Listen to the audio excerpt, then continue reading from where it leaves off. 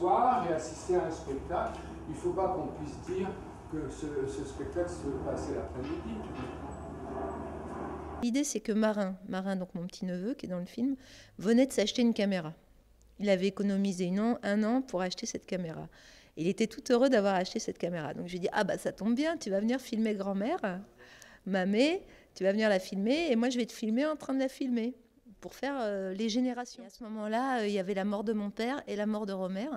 Et j'étais dans une salle, quelques jours après mon retour du Venezuela, j'étais dans une salle pour étalonner les films restaurés de Romer, L'Arbre, le Maire et la médiathèque et d'autres.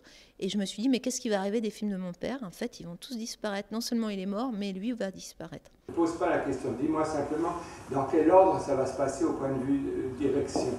Je vais, là, tu me poseras une question, je répondrai, je parlerai un peu de Pomeran, et puis ensuite je dirai, et après, j'ai raccompagné dans l'endroit où il couchait, avec 2 clochards.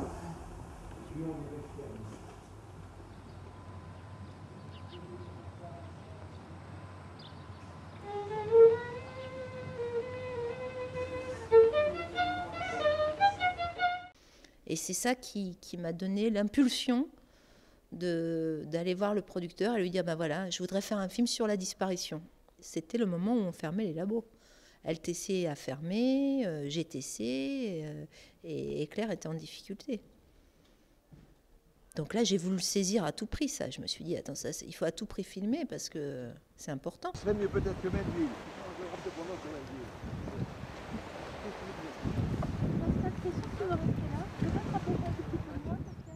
Melville, attends, regarde-moi.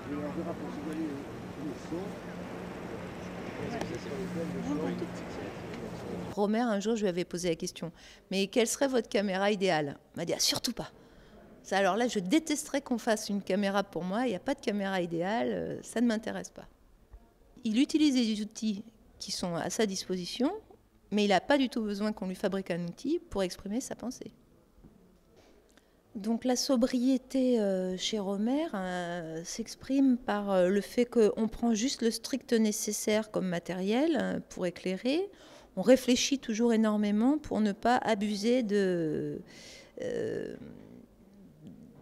techniques, des techniciens aussi, et en général de notre rapport aux autres et au monde. Hein.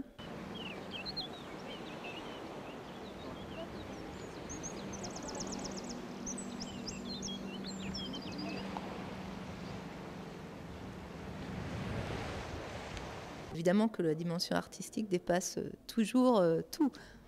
Heureusement, enfin, la dimension artistique, c'est la dimension humaine.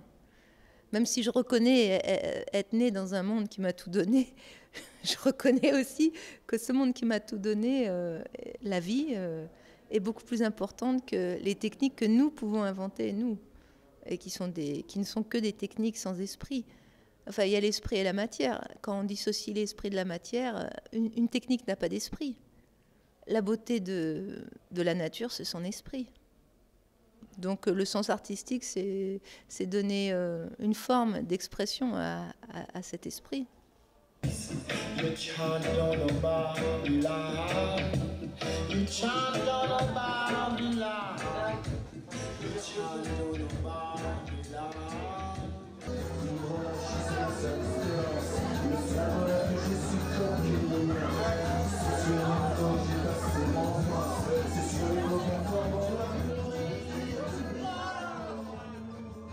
Nous, on peut aller chercher les jeunes réalisateurs par Internet. Moi, je découvre plein de réalisateurs que je trouve formidables, mais je les découvre sur Internet. Je ne les découvre pas au cinéma, en fait, parce qu'ils ne sont pas forcément distribués.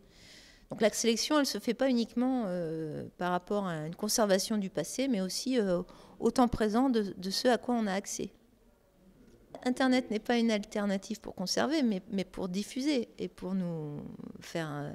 mais pas pour conserver, parce que c'est conservé dans des gros centres de gestion électronique, et s'il y a un moins de problèmes alors électriques, tout disparaît, même si on nous dit qu'il y a des sécurités, bon, mais pour conserver, il faut quand même conserver sur de la matière, d'après moi. Bon, après même la matière peut disparaître, hein, mais...